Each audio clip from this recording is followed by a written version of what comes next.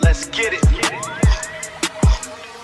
Closing on the block, stacking assets like I'm building height. Leon Duncan with the vision, we steady keeping the market tight. Real estate, lunchbox, digestion of the profit flow. Locked into the cycle, watch the legacy grow. No vacant lot, we fill the empty space with gold. The story written in the bricks, exactly how it's told. Yeah.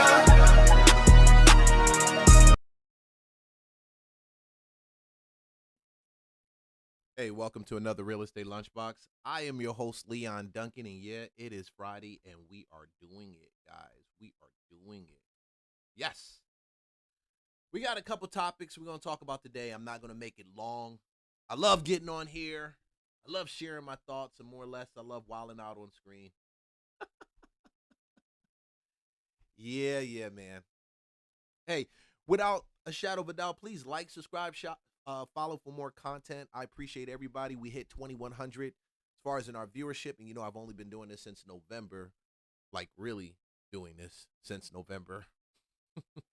Yeah, I tried doing this earlier, probably about a year ago or year ago. And I really didn't really put the time together to do it because you got to have time to do it. You got to have time to be able to come on here between Monday and Friday for about an hour, talk about topics that you feel would actually educate and inspire some people, share a little bit about what you know concerning about the market, probably point y'all to one or two places of value or pieces of value that can help you. And one of the biggest pieces of value, if you're interested in doing reactionary content, I have a 60-day to monetize program.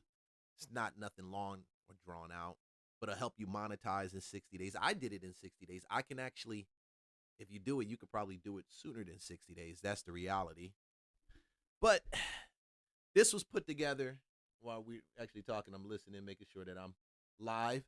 But please check out the link in the description. You can go over there and you will see what I have to offer. And more importantly, if you are interested in getting in our off-market property list, we had a little challenge getting some of that out. But guess what your boy did? I got an AI bot doing it for me. I got an AI bot programmed, set up to do it for me, and that boy does it. Yeah, so you'll have it today before the end of today. And every Friday moving forward, that list will go out and it will go out on time. Why? Because AI is doing it. and I'm not trying to be sarcastic. I'm just really, that's the truth. AI is doing it, right? AI is doing it. And so since AI is doing it, nothing's ever going to go wrong. Damn, if it goes wrong, your boys, we going to be all right. So speaking about AI, we got to talk about this Oracle release. Oracle just recently released within the last 24 to 48 hours, 30,000 of its workers, if you don't know. Now, I have the pleasure, the past experience, the love of actually working in that tech space for a brief moment, for a brief period of time. It was a couple contracts, but it showed me out a lot about tech, and to dig into it deeper. My brother works in tech, and he's been working there for the longest. So we had a good conversation about this Oracle piece, and I'm not going to hold it long. I'll talk to you a little bit more as we go throughout this, but we're going to check out some details about the Oracle release, how it affected everybody globally. Then we'll jump into a couple reactions and a couple Oracle employees. We definitely want to know what they got to say about it. Let's go. Oracle has executed what analysts believe is the largest layoff in the company's history. On March 31st, 2026, around 30,000 employees globally received termination emails at 6 a.m. Eastern Time. In India alone, 12,000 jobs were cut, with another round expected within a month. The layoffs were delivered with a shocking abruptness. Employees across the United States, India, Canada, and Mexico woke up to emails signed simply Oracle leadership. There were no prior warnings from HR, no conversations with managers, and no advance notices. Now, I'm going to tell you one thing about this Oracle layoff is we look at it as being national, like a national thing that happened because Oracle, of course, is based in the U.S., but Oracle works worldwide. Worldwide, we're talking about India, Canada. So that 30,000, that 30K mark doesn't hit like the US like I thought. Initially when I saw this, I said 30,000 in the US? That's insane. It's going to be a bunch of houses people need to sell and get rid of. Oh no. It's going to be a bunch of stuff that's on the market that people need to be looking at. Somebody's going to need to sell or relocate, but no. It was worldwide. And I think the worldwide impact, it doesn't affect the United States as much, but it does begin to affect us when you consider the fact that this was done by email to make AI available, to move AI in. And I heard, and I may be wrong, but I heard that some of the Oracle workers were actually working. You know, I always get that tech tea. Call it the tech tea from the tech people I know. They give me the tea on what's going on. That whole layoff right there, done via email. And these guys, yes, they trained their people who actually taught them.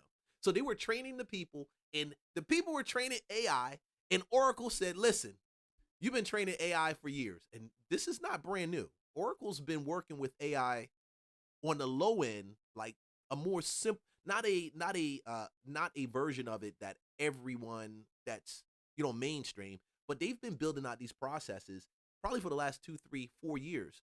I know my brother went ahead and he saw an early model of AI back in 2013, 2015. This is brand new to us, but it's not been brand new to the industry. The industry's been building and hiring contractors to actually begin to build the foundation for some of these platforms, for some of these AI programs to run intertwined with their current processes. Now, for some of these companies, their processes are old, antiquated systems that they need to have swapped out. Guess what? They were swapping them out. They were trying to find plugins to work in order to bring in AI, because they got to build the infrastructure. They got to build it. And that AI was the leading reason. It is anticipated that many more layoffs will come because of the technological changes and what AI can do. It's why Park University is retooling many of its education programs to put learning how to best use artificial intelligence at the core of the curriculum. Chris Keel, managing director of Armada Corporate Intelligence, says workers in certain fields should determine whether they're data collectors or interpreters. If you're more on the collection side, AI may be able to replace you. Almost every job now is going to have to either figure out how to deploy AI so that it becomes part of their system, or they're going to have to adapt to a sort of a hollowing out of some of those mid-level jobs. The largest groups of affected Oracle employees include software developers, program and project managers, and system analysts. Consulting, IT, and sales-related positions also impacted. And what's going on?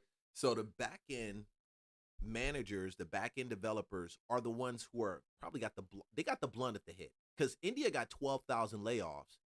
12,000 layoffs in India, which is predominantly a development base. So you see a lot of developers coming out of India, okay? This is why I tell people we cannot have our jobs, our 9 to 5s, or even our gigs. Even your 1099 that you work for someone as an agent, as a broker. That was the biggest thing. As an agent, a broker, I was always concerned. I said, man, I'm working as an agent, a broker. People think, oh, well, you're agent, a broker. You can leave and go as you want, 1099. That company can fail. The stocks that I built with that company can fail.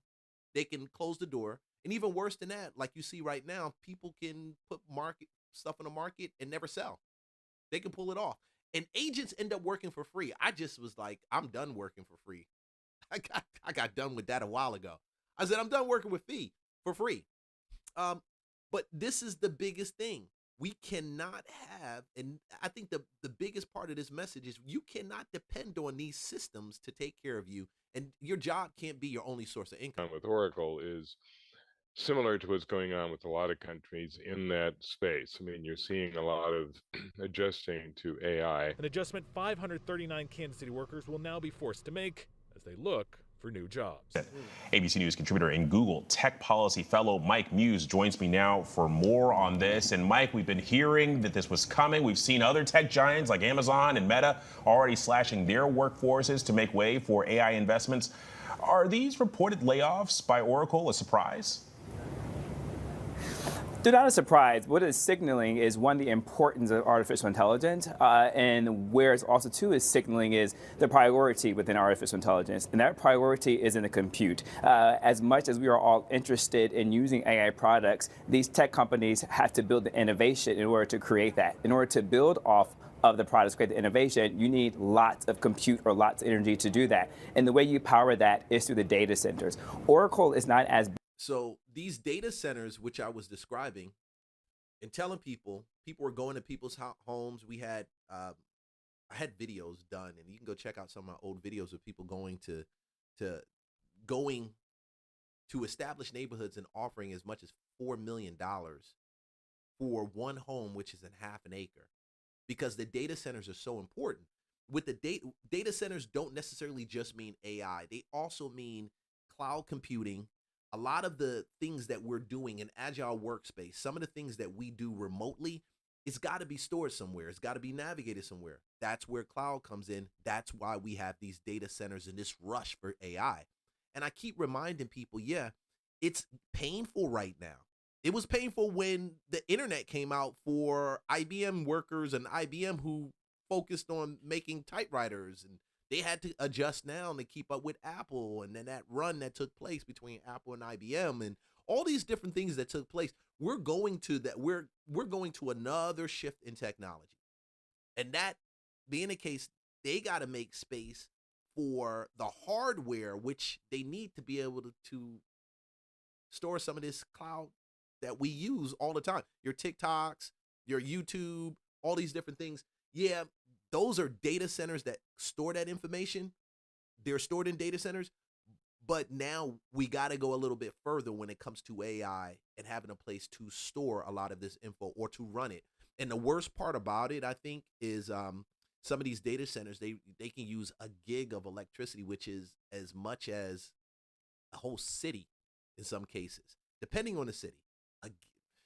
So I expect down the line, we're going to see more shakeups like this. This is just the beginning. Big as Amazon, Microsoft, Azure, or Google's cloud services. And so as a result, they have to build the infrastructure in order to build their data centers. They just announced recently a partnership with OpenAI that's going to bring them over $300 billion in revenue. But Alex, in order for them to fulfill that contract or that commitment of compute that OpenAI will buy for them, they have to build the infrastructure, which is the data centers. In order to do that, it's capital intensive, and they had to take on over $50 billion in equity and capital in order to help build that infrastructure. Well, and we talk about, these white-collar jobs. White-collar jobs are the bedrock of the middle class. AI is on track to become the new normal across various job sections. So, what do you think this signals to so many of the... So you see what he said, white-collar jobs are the bedrock of middle income, the middle income America. That's why when they say that the middle income is going away, I kind of get it. I understand what they mean, like not necessarily going away, period, but dwindling really fast. And in some cases, they do believe that there's going to be a permanent underclass. I'm not making this stuff up. I read the 2040 report that was dropped, and just discussing that and going over it in detail. Bro, when we put too much faith in these people and we give them too much, this is what happens. This is what happened when we tell our children to go to school, get out, go work in tech. Because I know a ton of people that went to work in tech. My brother went to work. Smart thing he did was he was more of a generalist and not a specialist. Because specialists are the ones that are actually getting clipped even more. Because they don't have any experience outside of the experience, let's say SAP or some of the or some programming or development of programs or writing programs. And AI can do that. These are the jobs that were making the $300,000, $400,000, $500,000. Some of these guys were making a ton of money, had been with Oracle for 10, 12 years, extensive period of time. White-collar workers. I hope it's signaling to our elected officials that they have to be more on the ready in order to increase the speed of governance to meet the speed of innovation in order to where we're going to see workforce displacement. What we're seeing is that estimates and analysts are predicting with the amount of layoffs that Oracle is expected to have cut, they will free up around $8 to $10 billion in cash in order for them to invest in their infrastructure. Ooh, 8 to 10 billion from cutting 30,000 employees. You do the math. You do the math and tell me how much how much money's being spent on overhead. You do the math. See, and I keep stopping this, but I'm gonna tell you, I personally also believe that this comes from how you value and you see employees. Some companies see employees as a pool of resource if they bring a value to the table. Other don't see employees as a pool of resource that bring value to the table. They just don't. If anything, I mean, you're dealing with employees. They want to work from home. They need days off. They've got assignments that don't necessarily get done on time, or sometimes they may get done on time and it's not the level of work that they would want. So now you got to see, is that AI agent that you put in place for that employee going to bring the same value as that employee? I don't believe that's true. I believe that's something that's a case-by-case situation. Some employees take up space. Some bring a intellectual value that can't be duplicated through AI, even though AI has the ability to do things and to think about it and to execute it.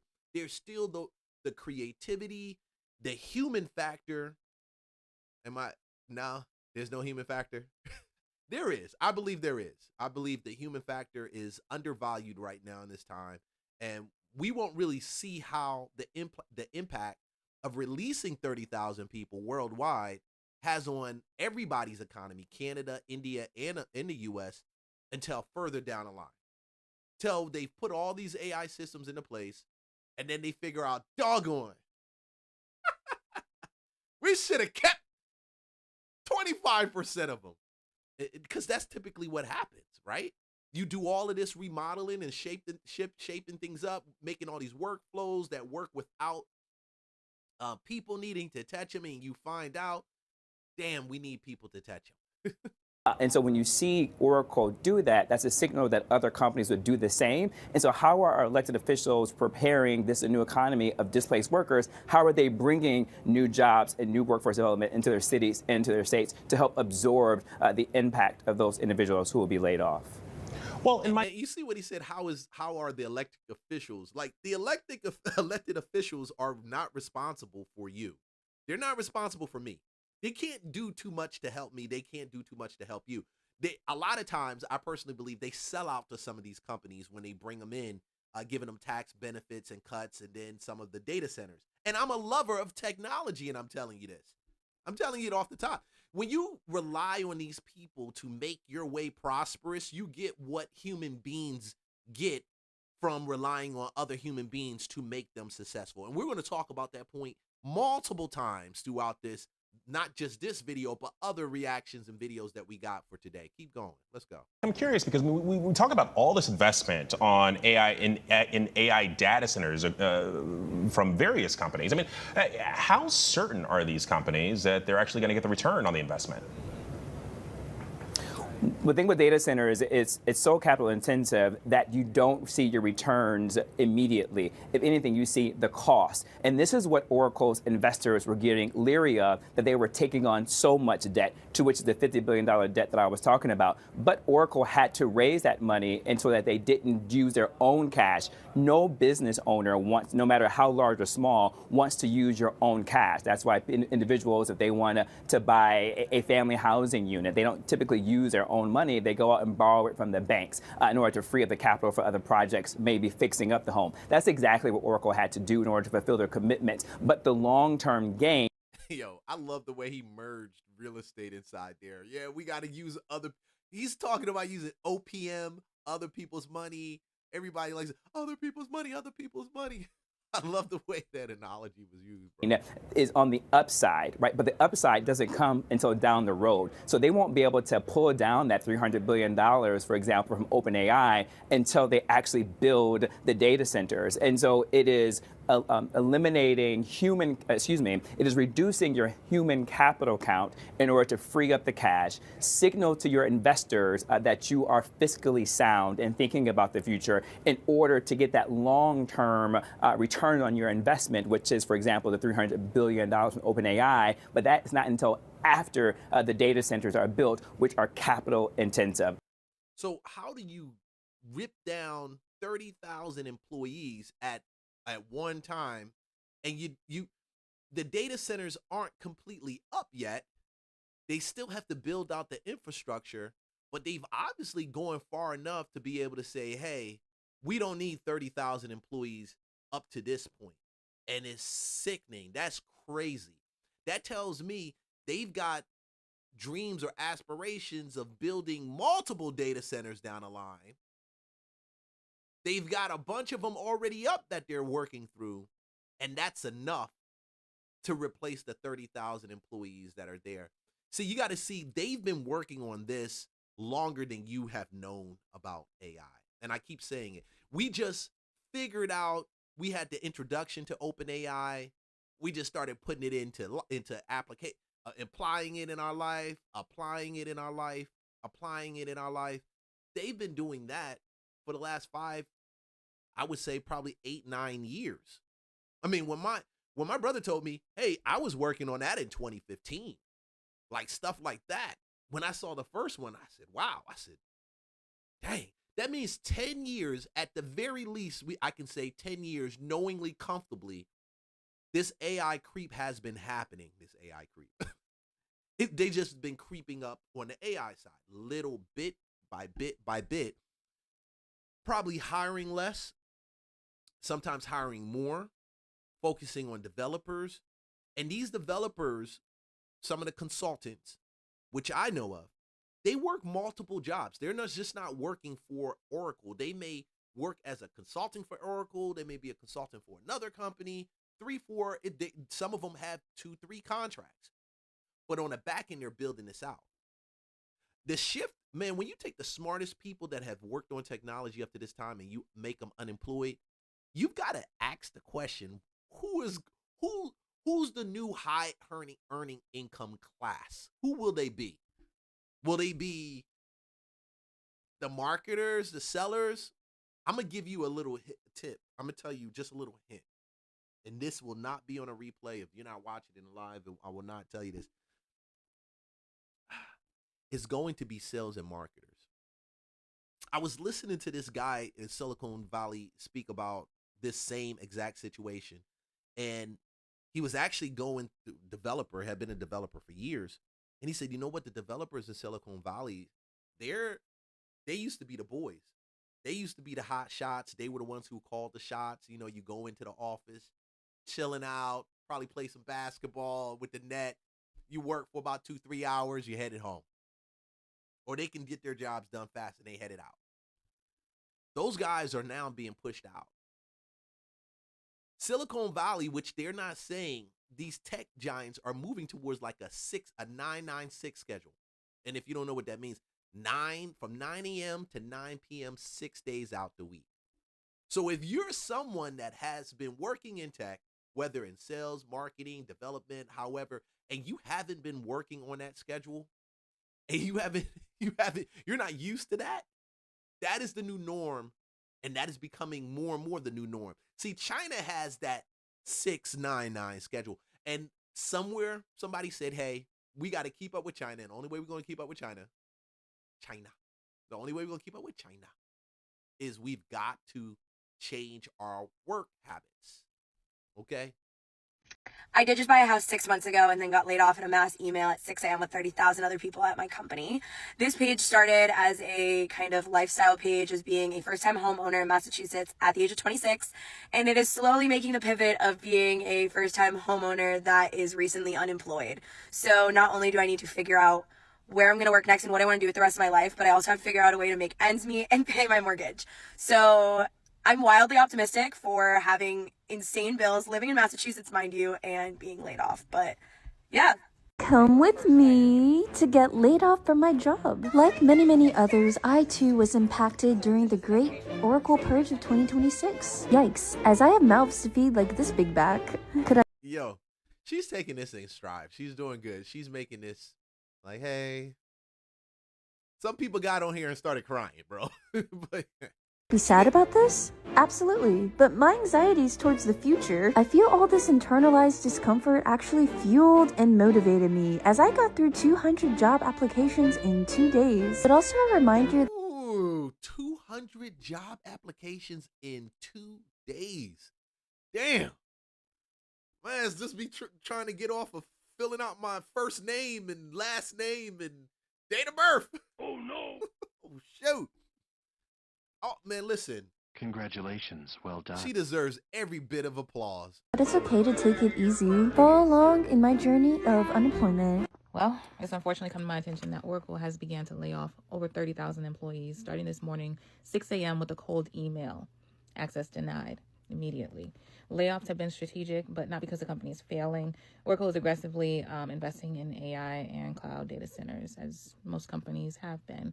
They're cutting jobs to free up about $8 to $10 billion in cash to fund this expansion, and the company has also taken tens of billions in debt to support its AI push. You are a commodity. You're a commodity. See, you're not a commodity when you create. You're a commodity when you don't. When you just physically work and you don't create, you're a commodity. And I tell people this, and you think I'm crazy when I tell you this. I legit tell you, I woke up one morning, I was not doing TikTok, was not doing social or any YouTube, and I woke up one morning and literally God said, create. Yeah, create. He said, start creating. Create content. And it seems far off, but content and creation doesn't mean me just sitting on the screen and talking to you. A lot of times it also means products and services like my off-market property list, which is ran by my AI, which collects it every Friday, and you can go over there and subscribe and go ahead and get that list every Friday so you'll find out any off-market deals or even how to patch into be a six-figure earner dealing with investors. I got a free book for that too. You can figure that out. Downloads right there in the link in the description. But all jokes aside, you have to take the value that is in you and find a way to extract your experiences, your knowledge, your know-how, your capability, your skills, your talents, put it in a way that can be packaged and put it down, package it in a way, organize it, package it in a way, and then go to market with it, distribute it. Because then somebody needs what you want. You got to realize not everybody's broke. Not everybody's looking for money. Not everybody's sitting down and trying to figure out how to pay their light bill. But there's more people that are right now than aren't. Well, I won't say more people that are than aren't. But there's quite a few that aren't, that just don't like what they do also. They don't like their job. So I got to put them in the same bucket. You know what I'm saying? Oh, no. Yeah. And they want a way of escape. And you may just have that way of escape. But if you rely on this job and this 9 to 5 all day, all the time, and you don't take your nights out, you rather go hang out with the boys or hang out with the girls at night, or you rather go get dinner, you might as well do brunch on Sunday. Honestly, I probably run a 799. My girl tell you I run a 799 because there's a bunch of stuff that I'm working on in the back that this audience may never see, but I'm creating for other platforms that I have. You know, like, subscribe, follow for more content. Layoffs are happening across multiple countries, including U.S., India, Canada, Mexico. Entire divisions affected include SaaS, health, operations, revenue. My heart goes out to these people that have been affected. This is an unfortunate situation, but I want you guys to remember, like I have always said to you, be prepared for anything. Stay ready so you don't have to get ready. Make sure that you are prepared to move on to the next opportunity if you need to. Position yourself for that. Don't ever rely on stability. That's gone. What do you guys think about this? Comment below. So I met someone yesterday who got laid off from Oracle, and I asked them, were there any signs that this was coming? And they said that their boss had asked them to start training an AI bot on how to help them do their job. And then when they tried to log into their office that morning, they couldn't log in. and they opened up their email and they saw a notice from HR that they had been laid off with a small severance package. So I guess the moral of this story is, if your boss asks you to start training an AI bot to help you with your job, do a really shitty job at that. Really train the worst AI bot in the world to do a really terrible, terrible job at your job. And then take as much family medical leave as you can. What? Facts. And while you're doing it, if you got to train them and you know you got parameters and benchmarks and guardrails and things that you got to implement that they're going to be looking at, why don't you work on training another bot for yourself? Take right now whatever you know from that job and train a bot to do it. You might have an executive assistant bot. You might have a voice bot. You might have a content bot. You might have some type of bot that does a job, solves a problem and makes it easy. Because not everybody is going to be technology or technologically sound. Yeah, technologically sound. That's the right word. Y'all tell me if I got it right. Technologically sound. Yeah. Some people just can't deal with tech. I've dealt with that in real estate. I've seen agents that they don't even know how to operate basic systems. But either way, it's more people out here than you know of that they never needed it. Is it that the only employees that got a heads up about the mass layoffs at Oracle were the ones in Seattle, Washington? The Warren Act. The Warren Act is what bought them a 2-month grace period to figure themselves out. And it wasn't even the federal Warren Act. So Washington State is a very employee-friendly state. And so they have their own statewide Warren Act. It's called a mini Warren, which basically says if you are going to get rid of 50 or more people at one site, you need to give them a 60-day notice. The federal law's threshold is not 50 people. It is 500 people. Oracle intends on laying off 491 employees in Washington State. So under the federal Warren Act, they don't got to warn anyone about it. But Washington State is like, no, we think not. You need to give this 60-day warning. As terrible as this sounds, it's kind of like a saving grace for those employees because they're in a much better situation than the ones who woke up today with no job. You know, it's fun being laid off in IT, and still trying to find employment, is when you now have to compete with 30,000 Oracle employees, ex-employees.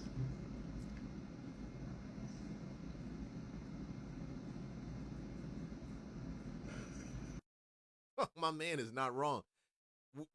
That's why she had to do 200 apps. She's competing with everybody that was laid off from last year that's still trying to figure out what they're going to do with their current situation. And who do I blame? Listen, y'all like to blame the tech companies, but I understand this. The leaders of this world, they lead because they are able to, I won't say leaders of the world, countries in this world. They're leading other countries or ahead of other countries, or people desire to go there because of their technology. Technology won wars. Technology made sure that some continents are better off than other continents. And I'm not saying anything specific in any name, but because they didn't have the ability, access to technology, or wasn't thinking on a level of inventing or creating something that would make that job or the execution of that task easier, the other people who thought about that were the ones who now became the ruling class or the dominant class, or what would you call it? They determined the destiny of not just that country, but their destiny, not just their destiny, but the destiny of that country. And it seems like what I'm saying is rubbish. Leon is just up here at noon just talking crap. Part of it is that, you're right. But the other part is, read my lips. This shit is changing, and it's changing freaking fast. It's fast. I had to tell myself, no, it is not okay to go to bed at 11 o'clock at night, because I do need to be to bed at 9 or 10 so I can wake up again at 4 or 5 to be able to continue to build and to work. I love what I do. I love talking to you guys. I love doing this. It's exciting. It's cool. I really get some good feedback from people who really have some cool things to say. Sometimes they have the worst shit to say, but that doesn't mean anything to me. Because I hit delete. I will X them out in a heartbeat. I'm not talking politics, right? I haven't spoken politics, I think, in the last 2-3 weeks.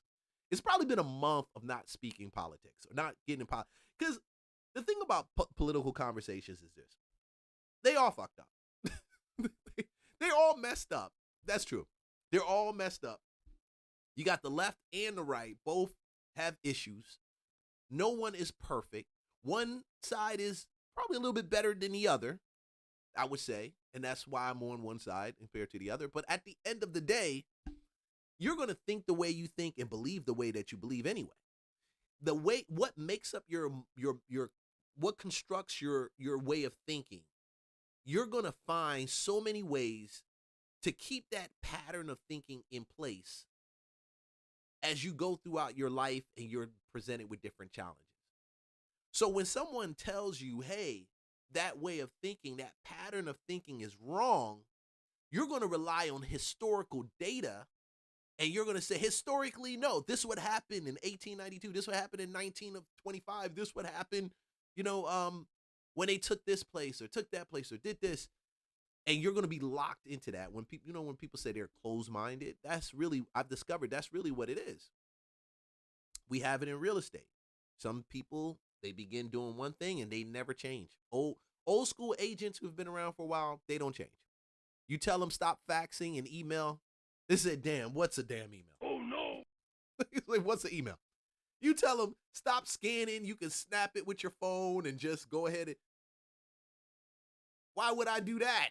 Oh, no. When you tell them you can get paid automatically, just give them your information. They'll do a deposit right into your checking account. At closing, it's paid at close. I don't trust that thing right there. That attorney check might be fraudulent. I just want the broker to pay me. Oh, no. It's just stuck in their ways. Mindset determines how far you go. It's true for real estate. It's true for marriage. It's true for dating. It's true for networking. It's just true for it. If we spend more time, look, I'm about to start preaching to y'all. Well, no. But if we spend more time breaking and this is counterculture I'm talking to you right now, because the culture doesn't tell you this. The culture is not going to say this. The culture is going to say go hit your head up against the wall 50 times. You got to put a lot of pressure. You got to work from sun up to sundown. But then the most successful people don't do that. And then you wonder, where did this grind mentality come from? And why is it that this person is talking about grinding all day, grinding all night? And this person, Alex Hormozy, for example, just one of them, said, no, I'm done at 5. I may work 7 days out the week, but I'm going to work from 9 or 10 or whatever time in the morning I deem, and I'm done at 5. I in the evening, I'm chilling. And you can tell, you're like, how does he keep that weight on? If you don't know who Alex Hormozy is, $100 million offers, $100 million leads, $100 million models. Great books. You actually like, what do you mean? Alex, what are you talking about? And then you look at his muscle tone. You need sleep to maintain muscle. The less sleep you have, the more fat you put on. Your body doesn't burn at night because it doesn't have enough time to burn. You don't get into that REM state. These are the things that we need to be reprogrammed in. We need to have a mind shift change in it. And when I tell people the reality of, I'm a Christian, Christianity, I don't know what some of these other churches teach about now. And I've seen, I grew up in a lot of weird stuff too, and I've seen a lot of weird stuff. But just in context, it's all about breaking. One of the main points is breaking the old pattern of thinking that needs to shift and change. From going from a thinking of scarcity to a thinking of abundance. From going to a thinking of failure and weak to a thinking of all things are possible simply because I believe and I can. And the God who made heaven and earth is in me. Now we have all this other weird stuff that's going on in Christianity, which is true. It is black churches and all that. But I'm not going to bash them. They got to come to their point of realizing what this gospel truly is. But it's for everyone, not just me, not just the person. because I'm just not the most sane person. I was saying, I am sane. But either way, we got to break that old thinking. And if you haven't been challenged to do it in the last few years, I believe that seeing these messages of Oracle laying off 30,000 people, Amazon doing cuts, UPS closing and doing cuts, Home Depot closing and doing cuts, how much thinking do you need? Like, how many examples and things do you need to see to know that the old way of doing things is done? Like, it's over, it's completed. And I'm beating a dead horse because I gotta beat it. Beat it.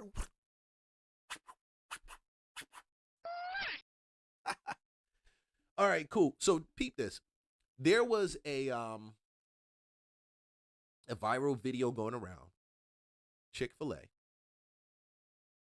These Chick-fil-A workers decided that it was okay to do this dance.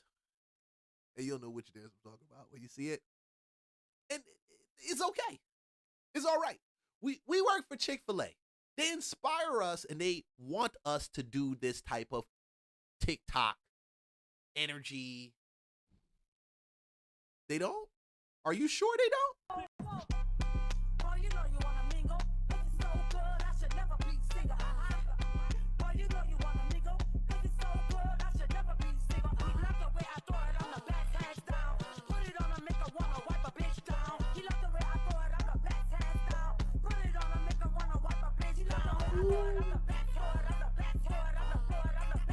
And I'm just go ahead and say it.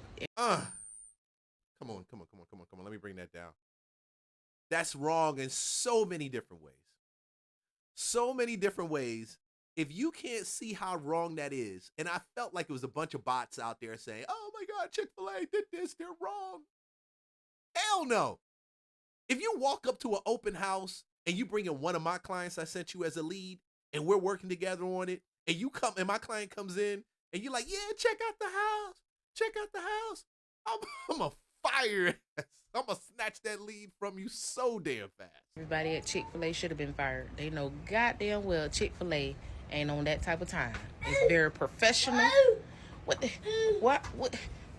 And then the song choice, they all should have been fired, especially the manager for allowing it to happen. Right.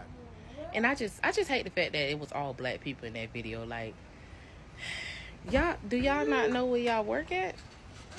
That ain't Burger King, McDonald's and shit like that. That's Chick-fil-A. The place that's closed on Sundays. Do you know why they closed on Sundays? Granted, this is the internet, so the song choice could have been changed. You know what I'm saying? But this is just inappropriate. It's inappropriate. It's inappropriate, especially coming from us. They don't like that, and everybody. I tried to come up with a way that I didn't come up with anything. It's just unprofessional. It's not professional. You bitches. Why was the manager shaking his booty? Why was the black guy that was there at the end? And I don't even want to go watch it again. I don't. I'm not going to go watch it again. I'm not going. Normally I say, let's go back and look at this. That's not one I'm looking at. Why is he up there shaking his boot? Nobody wants to see that. You can do a lot. You can do TikToks and content at work. I get it. But can it be content around the job? Is that too much to ask for? Like, some people do DoorDash content around DoorDashing, which is a great way to make more content. Y'all fly in that. I love it. I didn't think it was just me. Like, why are they bashing Chick-fil-A for this? On the internet will never know where I work for real. To them Chick-fil-A employees that got fired for making their TikToks dance on the clock, good. You play stupid games, you win stupid prizes. Because at what point did they think that this was okay? What point? Not only are you dancing erotically, you're dancing erotically at a Chick-fil-A, a brand that you know don't play them type of games. They don't even open up on Sundays, okay? What happened to keeping some things private? This is something that just should have stayed in the camera roll, something for you to laugh at, not something that should have been uploaded to social media for a bunch of clicks and likes. And I don't know who told y'all a job was easy to come by now, but a job ain't easy to come by now, man. These people are not hiring like y'all think they are, okay? Just because the job is posted do not mean you're gonna get it. If I was on that crew and I seen them doing that, I would have been in the back mopping the floor like, y'all gotta be some of the dumb, y'all, no. I would have been taking out the trash outside, doing something not pertaining to what they were doing. Sometimes you gotta use your brain, man. Sometimes you gotta use your brain. It don't take you 5 seconds to think about what you're doing, man. For real. Dude, 5 seconds for real. When you work for a place that has standards, I love to read comments. I'm gonna tell you some of these comments. We work for a place that has standards. They will deal with you accordingly every time. Always want to be seen. Why? Even if it was an office job, this is still unprofessional behavior. It's Look, another one says it's Chick-fil-A. They'll be okay without the $13 an hour. I said that, and I thought the same thing too. I was like, man, they'll be okay without $13 an hour. But hey, my daughter used to work for Chick-fil-A, and honestly, the work atmosphere is pretty good compared to a lot of places like the Burger King, the Taco Bells. They treat their people good, and if you even have a thought of growing and going up in a company, and you're in that food space and you like it and you like that food space, I think Chick-fil-A is one of the best companies to do that. You can walk away with Chick-fil-A with a franchise. People have done it, started from the bottom and worked their way up. And it didn't help. Y'all all black and y'all endowed in different places that the average woman isn't endowed in. Come on, I'm being the best professional and cleanest that I can be. If somebody else leave a comment, y'all welcome to get it more, detailed. I don't know why people think Chick-fil-A be playing. So Chick-fil-A fired an entire staff after a post went viral. So the post was, I guess it was a challenge where they were jumping up and down, showing their chest, showing what the Lord had blessed them with. Well, some of them. She even wrote, whoever the poster was, my Chick-fil-A crew is better than yours. Now your Chick-fil-A crew don't got a job. You know Chick-fil-A ain't playing with y'all.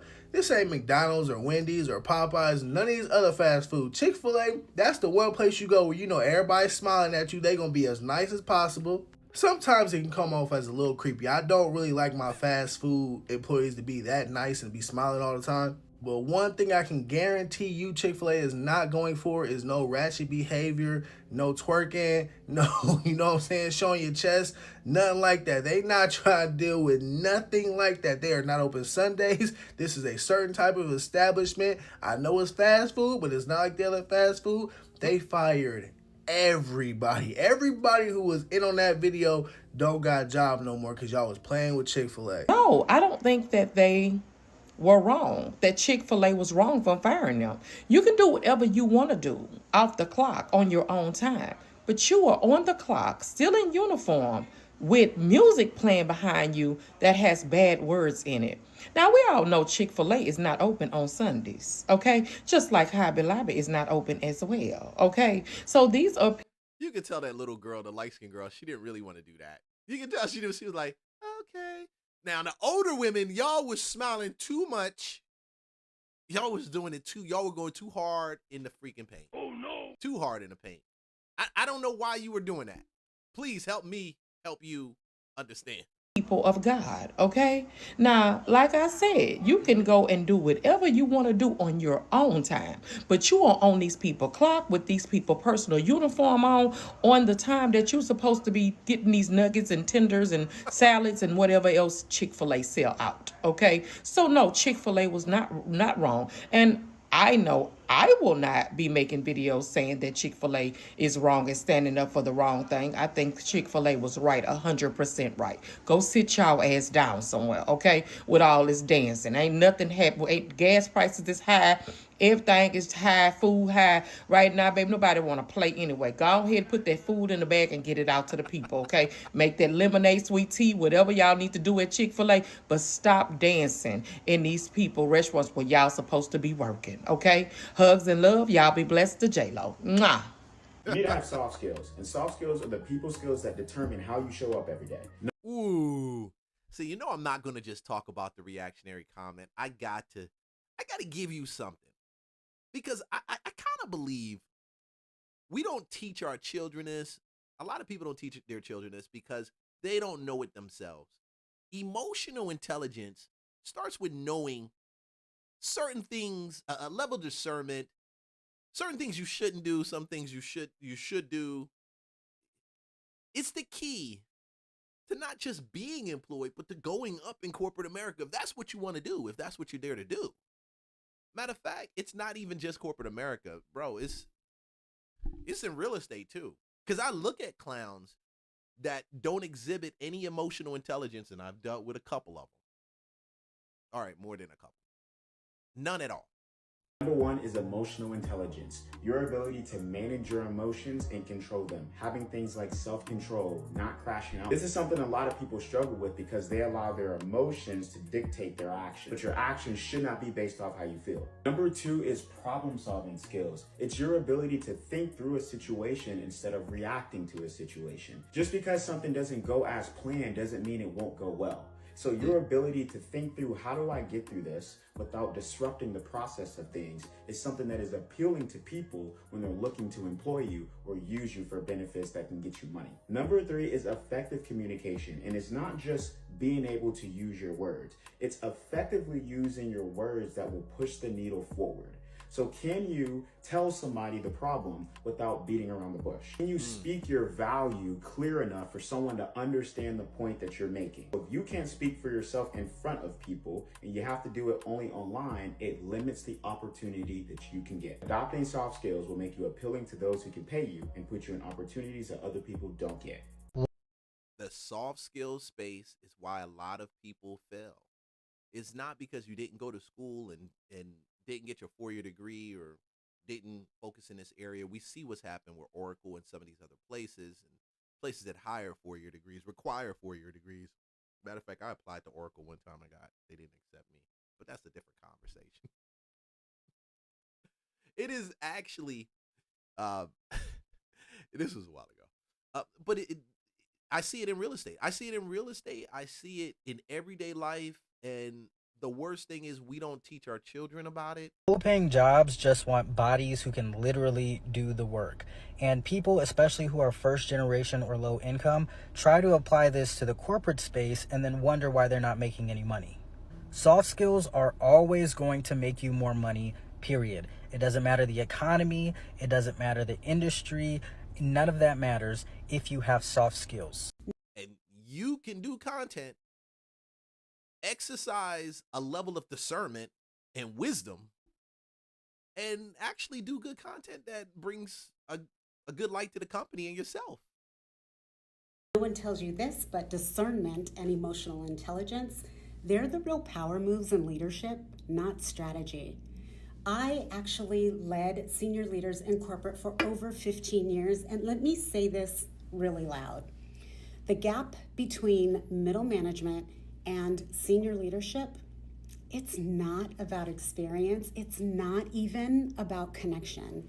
It comes down to 2 soft skills: emotional intelligence and discernment. People have to feel comfortable working with you, having you in front of the employees, having you in front of other employees as a leader, having you representing themselves, representing the company in front of its customers and its clients. And no intelligence, a high emotional level of intelligence, gives a level of comfort to the people that are over you and the people that work beside you, that you can be trusted, that they can approach you, they can have good conversation. Unfortunately, that's not taught in school. And it's not taught, I'd say, because people want to shortcut the way to actually be successful or get to that place of being successful. They want all these other things. They think it's who they know, who they call, is who their best friend is, or who their friend is. And yeah, those things carry some weight, but the reality of it is they're not sustainable. Because your best friend can put you in a position and you don't have the level of discernment to know, don't do that TikTok. don't care if the manager hired you. You should have a level of discernment that says, this shit, no. And because people don't have that, I found when I worked in corporate America, when I was a mid-level manager over a team, over a district, over an area, I looked for people with emotional intelligence. But I also was able to identify the managers, the leaders that were higher than me, that had higher level of emotional intelligence, or just was put into that place by nepotism any type of way. Oh no. Man, that happens. But the reality of it, people feel more comfortable working with people that have a certain level of soft skills. And they hone those soft skills. They're conscious about it. If anything I can give you from this whole thing with Chick-fil-A, just use common sense. Like, wake up your mind, please. I hate seeing people lose opportunities, not grow, simply because they just did not take the time to just think before they did something, you know? And it's cool. If you mess up, you screwed up. I get it. It's cool. But it shouldn't be a way, like a lifestyle. Shouldn't do that.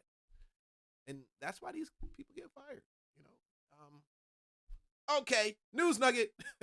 We're done. Now let me stop. Herman Cain used to say that. Remember? I don't know. A lot of people don't know Herman Cain.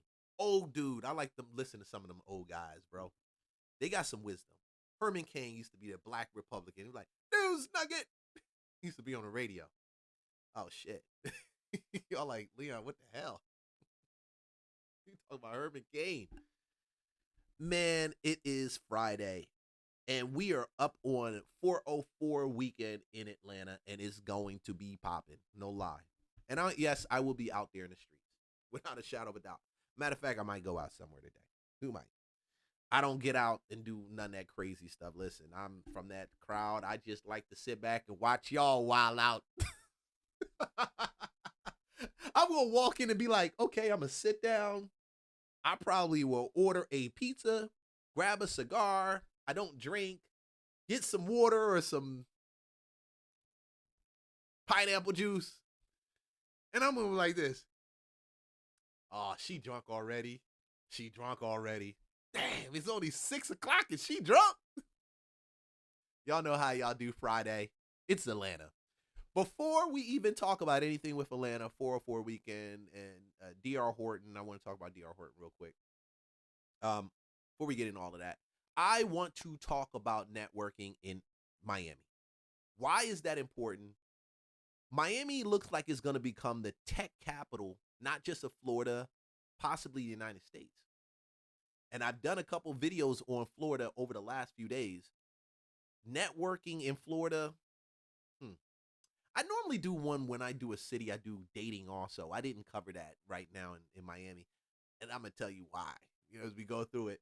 But this is my reaction. These are some cool pieces. These are some pieces. See, when I choose some of these reaction videos, I like to choose some of these videos that kind of teach you sometimes, along with show you some stuff too. Because this networking scam that people push, yeah, I said networking scam. It's quiet luxury. Miami is not that. Miami is loud, obnoxious luxury. Yeah, but you me notice the difference with LA and Miami. Mm-hmm. All right, so you see, like me live out here, right? Yeah. Out here, me I do what me I do. Mm-hmm. Me have my platform, me have my stand up, me have my this, me have my that. And out here, my networking still might difficult. Yeah. Because remember, I don't need to live anywhere. We can't live anywhere in America. True. Man, shout out to my people from St. Thomas, Jamaica, from the islands, from the Caribbeans. I love y'all. Keep rocking. Miami is where I saw like, hey, you that guy from such and such. Hey, let's work. Let's make some content. You got your podcast? Let's go to this. And it more. You see, like when me come sit down every day, you realize it's so hard to find people who do what we do. Yeah, true. You know, and guess what? But at one point, the people that did what we did was only here. It was only. You were saying like Miami is where people come on the weekend from New York and spend their money. The other quote I had, it was Miami might wear Louis Vuitton, but New York owns the stock. And I think that just kind of summarizes like the entire deal. Like most of the kids here, they rent the most expensive thing they can, like, you know, living wise, like they want the $15K a month of high rise because it looks good for their videos. They want, you know, the most expensive car payment they can tolerate. And they don't realize this like fast internet money, if they're not really tapped in, it's super short lived. I've seen like 3 cycles of gurus where they make their money, crash the fuck out, spend it all, no one likes them, and all of a sudden they have an entirely different life 2 years later, and they're sad and down. And they didn't like, you know, get any real assets. They didn't do any of that. I became a millionaire at 23 years old, and the biggest piece of advice that I could give you guys is that networking is completely overrated. Everybody's like, oh. Let me turn her up. Yeah, networking is completely overrated. She right about that. Let me network with you. Let me create a group chat. Let me blah, blah, blah. It's completely overrated. What you need to be doing is, instead of spending all of your energy networking with people, build yourself up in order to be somebody that other people are dying to network with. I was always so focused on networking when I was building my career. I was like, oh, which rooms can I get around? Which blah, blah, blah.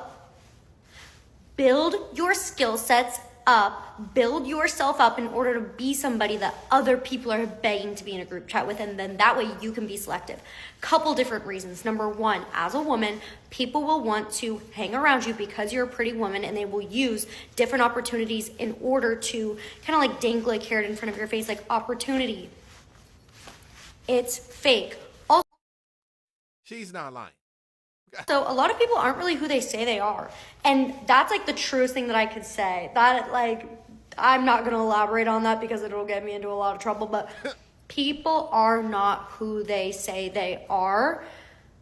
Like, become a badass yourself, and the real ones will see, and the real ones will reach out to you, and you'll start networking with the right people instead of random people that want to network. It should be a red flag if somebody just wants to connect, just wants to network. Like, yeah, that's cool sometimes, but for the most part, no. Because you know what? The real people that are running real businesses, that are making real money, that are real, like, they don't spend every single second of their day connecting because they're busy.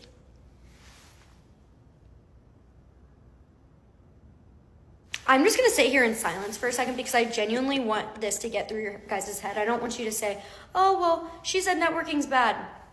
Networking's not bad, but networking with the right people at the right times when you actually have your shit together is what you need to do. Who are you going to network when you don't have anything built up? Like, what? Think to yourself. Be completely, brutally honest with yourself. Who wants to network with somebody that doesn't have anything going for them? Somebody that is fake, somebody that just wants to hang around you because you're a pretty girl, or some other random ulterior motives.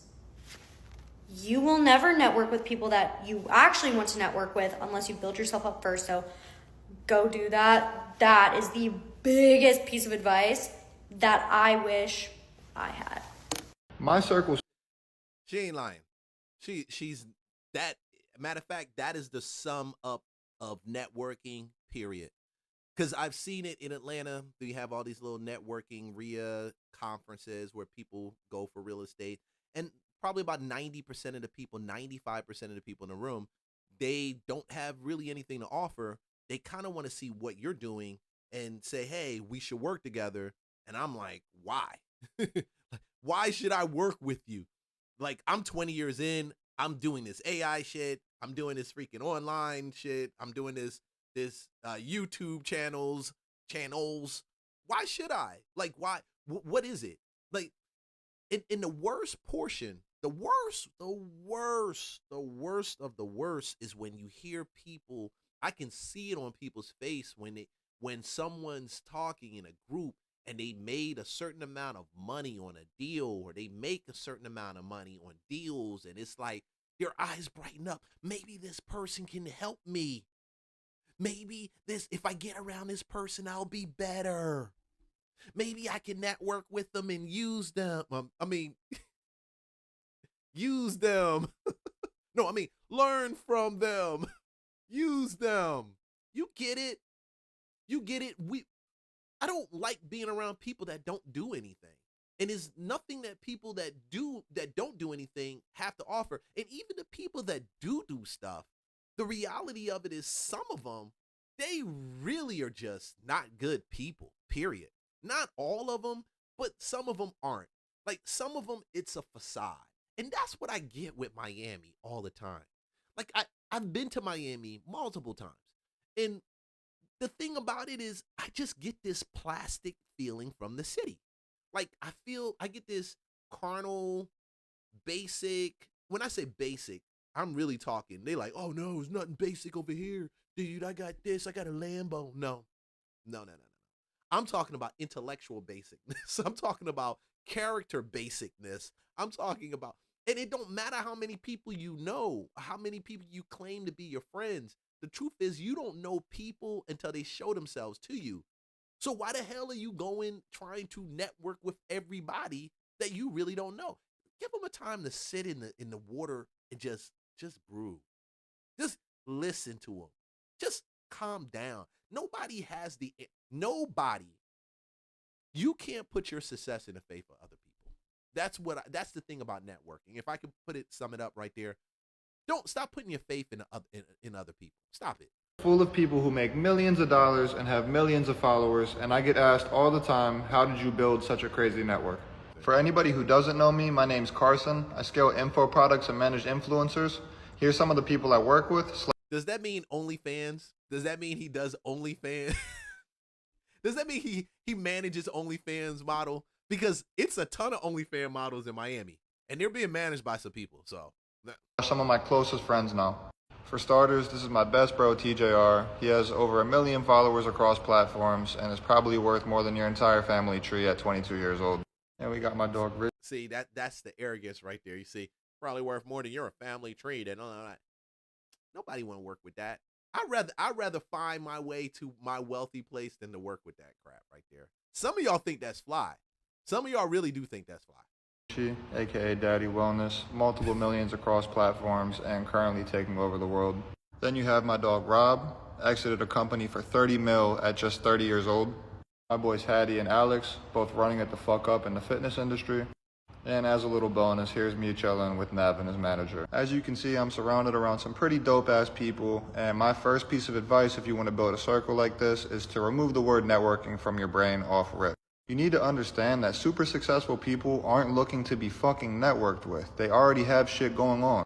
Saying let's network to somebody who's already crushing it and successful sounds to them like, let's be friends so I can leverage you to my advantage. With that being said, if you're running up on these people, breathing down their necks, trying to pitch them on shit and tell them your life story, you're already cooked, bro. Because that's what they're used to from every person, so why the fuck would they want you in their circle? Yeah, this is an example of what's wrong with the U.S. Everything is money. Not everything, bro. Probably a lot of good stuff, but not everything. Bro's always posting with content. How'd you start? See, they post these things because they know you guys, some of y'all will actually, you don't know the basics. So you're going to think that this is fly, right? Fitness industry, weak dudes, cause y'all have a milli followers don't mean y'all do anything useful for people. Pyramid schemes, just Gen Z lame. Yeah, I can buy into that. It's plastic. What are the top 3 Miami ways of making money? Number 1, ecom. Number 2, crypto. Number 3, OnlyFans management. Number 4, real business. It's crazy that you can be in a place where so many people are rich, and the 4th one is like a real business model. The top 3 are just a bunch of bullshit. Actually, no, it'd be number 5. 4 is courses. Courses, my boy. I take back every good thing I've ever said about Miami. I hate it.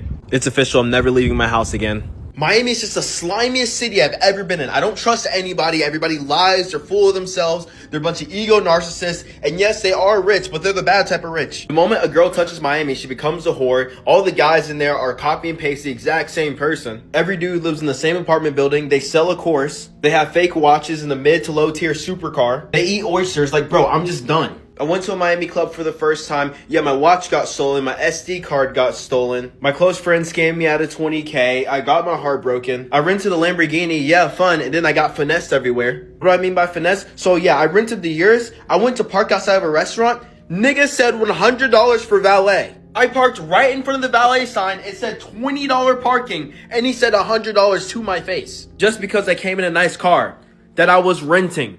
I was supposed to split a B&B with my boys. I paid the 6 bands, and then guess what? They all fucking ghost me. They hit me with the, I'll pay you back, big bro. Yeah, $6K I'll never get back. I signed a casino deal for $20K a month, and guess what happened? They scammed me. Every person who lives in Miami deserves to be stoned to death.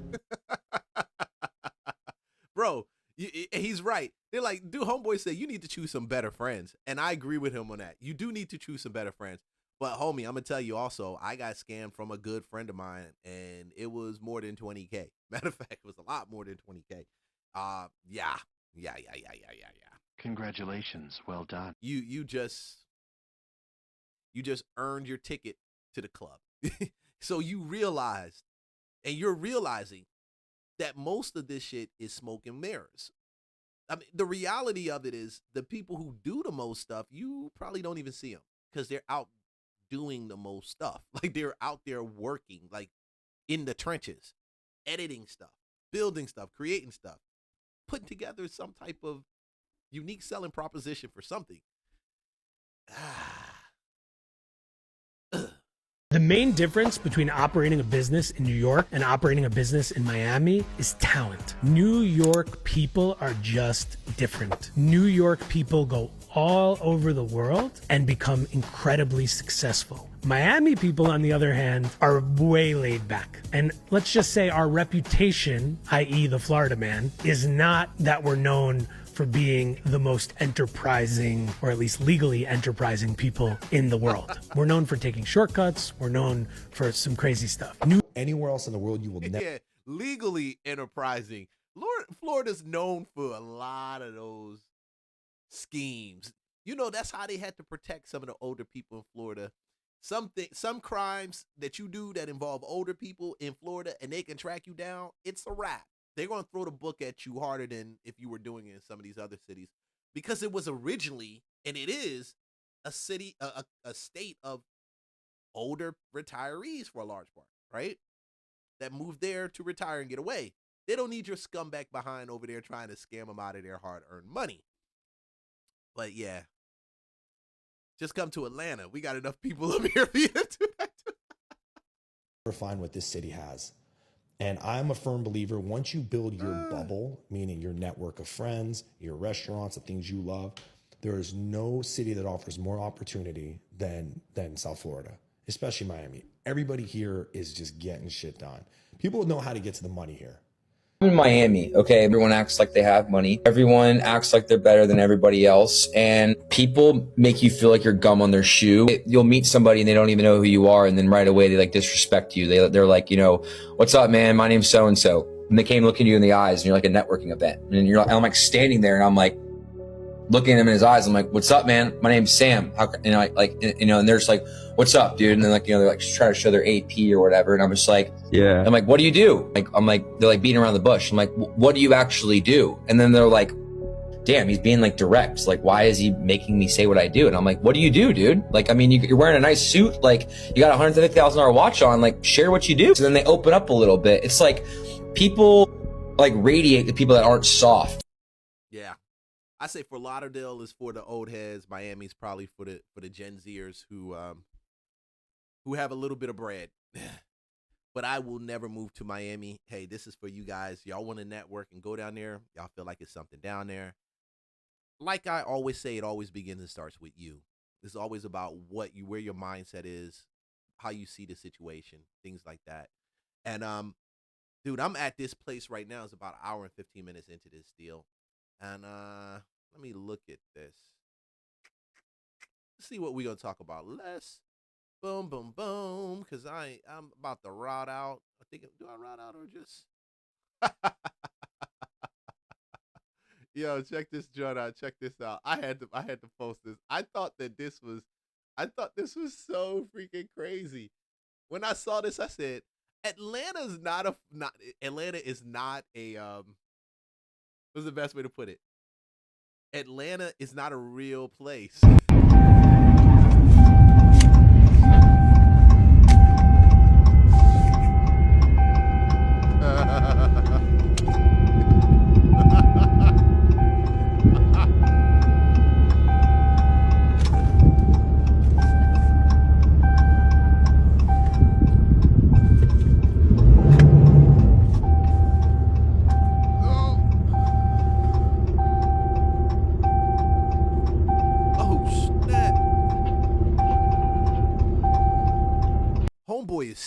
running.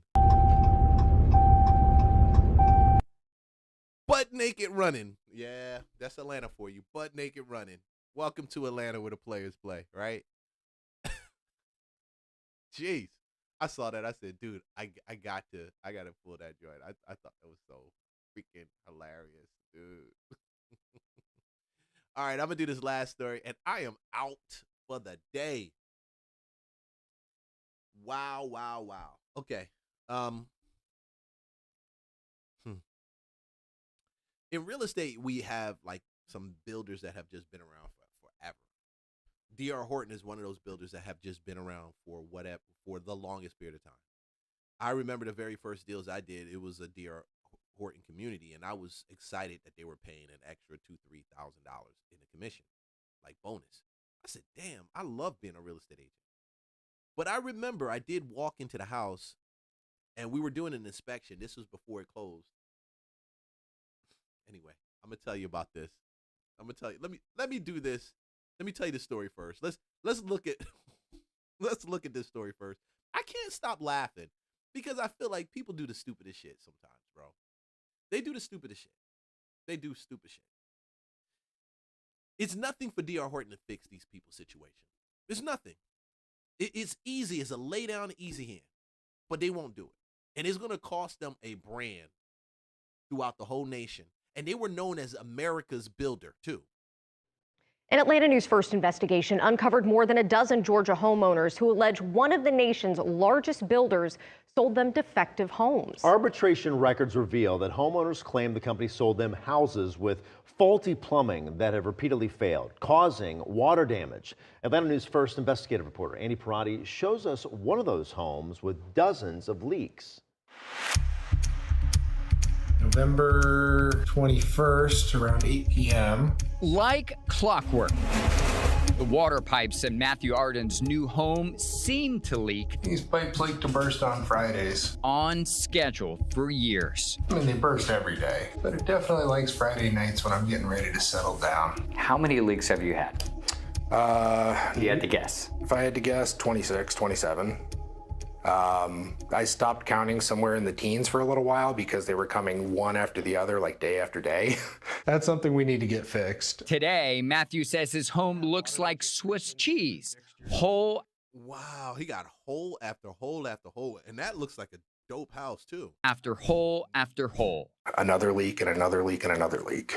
Matthew says the holes left the door open for bugs because he had to repair the pipes. Roaches and bugs. That's awful. It is. My wife wants to kill me. That is the one bug that she cannot stand is roaches. Matthew purchased his home in 2019 from D.R. Horton, one of the largest home builders in the country. It was brand new, turnkey ready. But an Atlanta News First investigation uncovered he's not the only one in his Dallas, Georgia neighborhood experiencing problems. And you know, it's so crazy. I know where that neighborhood is in Dallas, Georgia. In Dallas, Georgia. Yeah, there's a Dallas, Georgia. And I know where that neighborhood is. And, damn. When you hire all these cheap behind workers because they're here, beating immigration charges. Yeah, some of y'all ain't gonna like this shit, but I'm telling you. They beating out the immigration charges. And so these companies are manipulating the situation and using them to build these homes. Some of y'all don't want to hear it, but these homes get built in record period of times, like record time.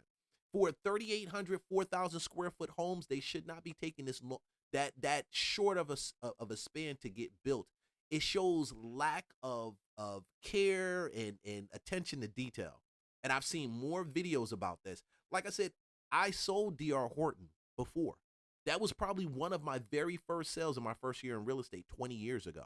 D.R. Horton is considered the America's builder. I walked into the building structure and we were doing a walkthrough because we were going to close the next day. It was actually that day. And I remember because it held up my commission. And as an agent, damn, you held up my commission? Why? Because I pointed it out. The owner didn't even see it. I turned around and I looked and I said, damn, I could either be quiet or I could open my mouth. And I opened my mouth and I said, that chimney is warped. Sure enough, the chimney went like this. I'm like, how could he not see it? Maybe it was at the top, so he was. It's so much stuff going on in the house. These guys don't. Some people don't get inspections done on their property too, and because they don't get inspections done because it's a new construction, and it's like obviously you're thinking, man, it's a new construction property. There can't be anything really wrong with it. It's brand new everything, right? That's why you buy a new house, because you want new everything. I will take an older house.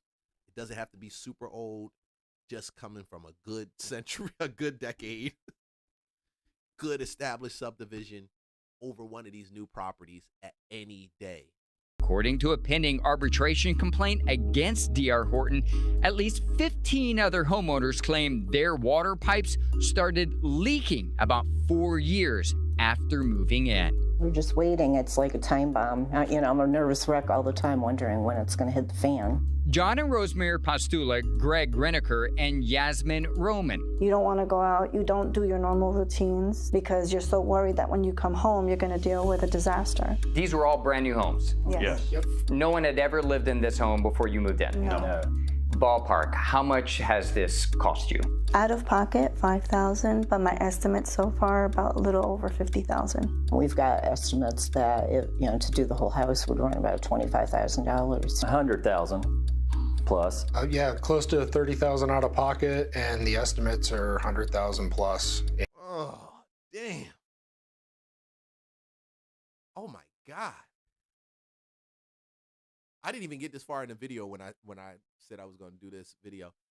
100,000 plus, and you just bought a home. Those homes, they run north of about 400, 450. So you think about it, if you pay $450 for a house, $400 for a house, even $375 or $350, you got to turn around and put another $100,000 in to change the pipe and the plumbing. And the worst part about this is we're only talking about the plumbing leaks in the house. They haven't even said anything about the water bill because, damn, some of these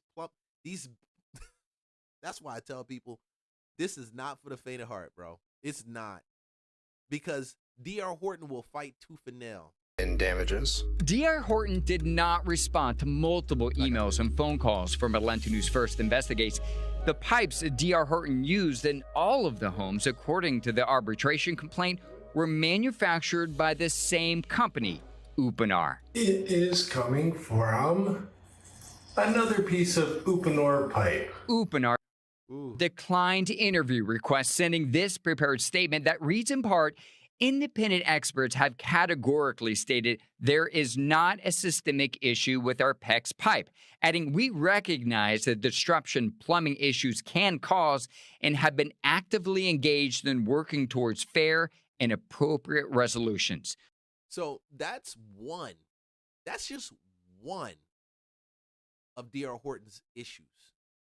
D.R. Horton is not just dealing with a Georgia community. D.R. Horton is dealing with this throughout the whole country, and it's just becoming to get more national or local news traction. Go to the North Shore now. More than 200 people gathered claiming that their homes are not a safe place to live.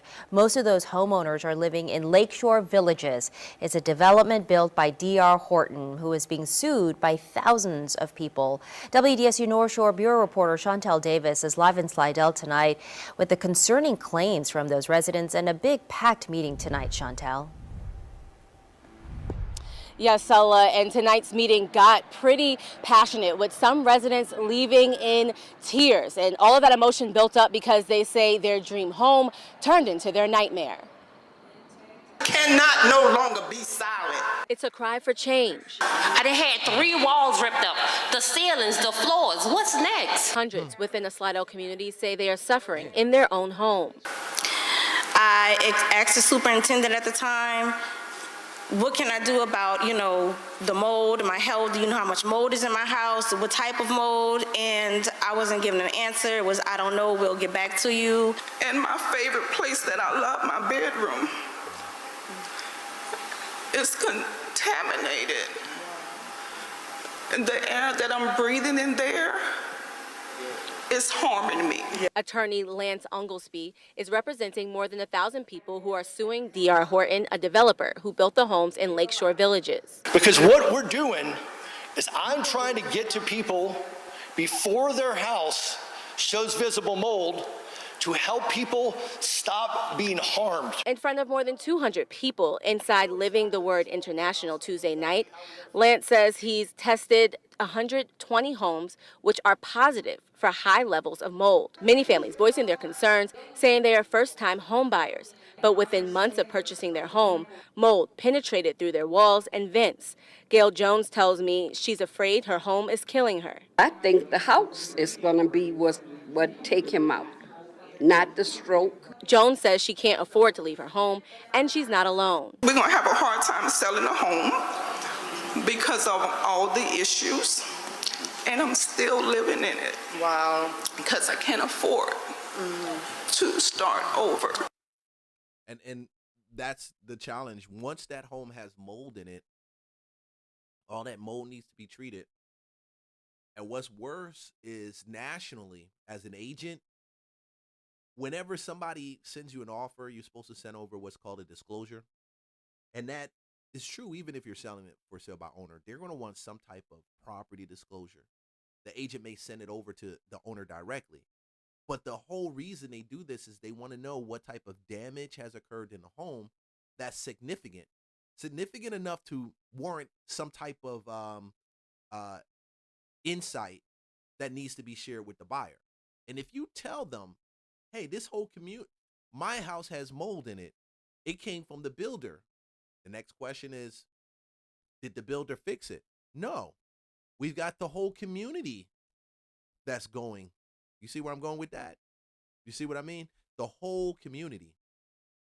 That they just tanked the values of that whole community. People who had first-time buyers who lived in that home, and they tanked all their values. If D.R. Horton doesn't fix that, if they don't find a way to actually fix each and every issue, we're talking about millions, hundreds of millions of dollars that are lost, that they can lose, including attorney fees. Crazy.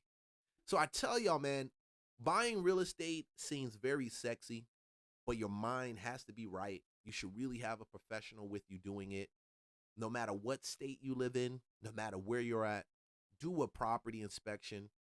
Even if it's an investment property, let them put it on paper so you can see exactly every last thing that's wrong with that place, and you can make a better informed decision. Because just because it's a new house doesn't mean that there's no problems. Doesn't mean there's no problems at all. Okay. All right, shoot. I am at an hour and a half on the mic. This is my real estate lunchbox hangout time. Of course, this is where real estate meets culture. And hey guys, like, subscribe, follow for more content. I appreciate it so much for you jumping on this live stream. And of course, we'll do the repost and the video, like, share, and I see you guys. Shoot, I see you guys soon. You guys be blessed, man. Remember, Jesus loves you. God love you just the way you are. Forget about what these liars say. They lying. They lying.